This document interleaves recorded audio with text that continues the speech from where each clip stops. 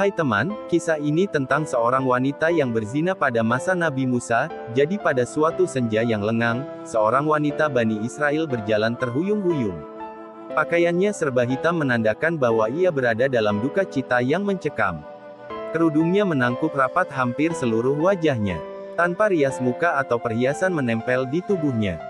Kulit yang bersih, badan yang ramping dan roman mukanya yang ayu, tidak dapat menghapus kesan kepedihan yang tengah merusak hidupnya karena zina. Ia melangkah terseret-seret mendekati kediaman rumah Nabi Musa alaihi salam. Diketuknya pintu pelan-pelan sambil mengucapkan salam.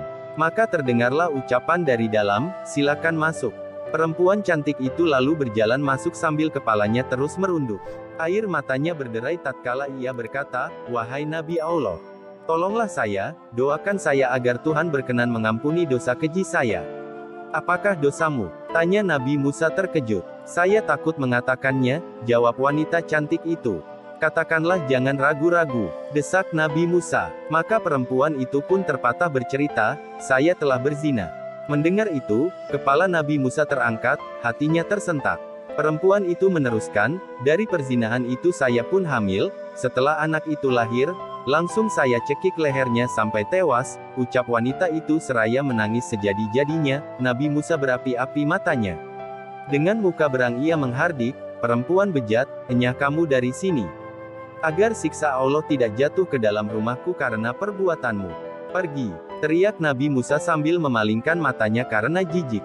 Perempuan berwajah ayu dengan hati bagaikan kaca membentur batu, hancur luluh segera bangkit dan melangkah surut.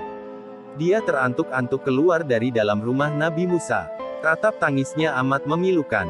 Ia tak tahu harus kemana lagi hendak mengadu, bahkan ia tak tahu mau dibawa kemana lagi kaki-kakinya.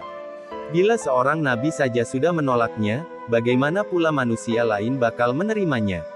Terbayang olehnya betapa besar dosanya, betapa jahat perbuatannya. Malaikat Jibril pun turun mendatangi Nabi Musa.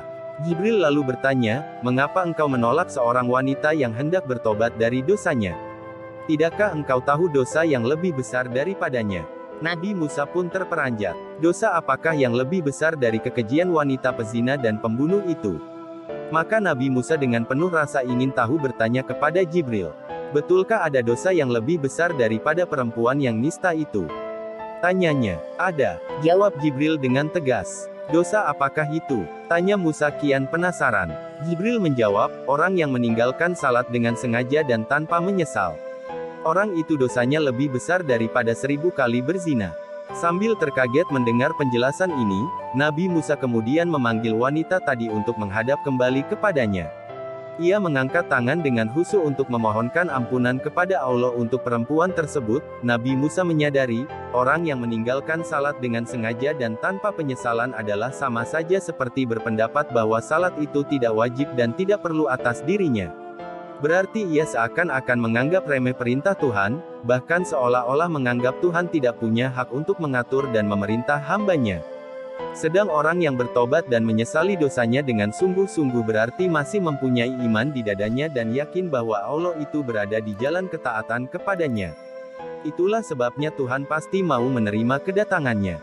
Itulah tadi sekilas kisah wanita pezina pada zaman Nabi Musa. Wallahu a'lam, semoga kita bisa mengambil hikmah dari kisah tadi. Amin amin ya robbal alamin.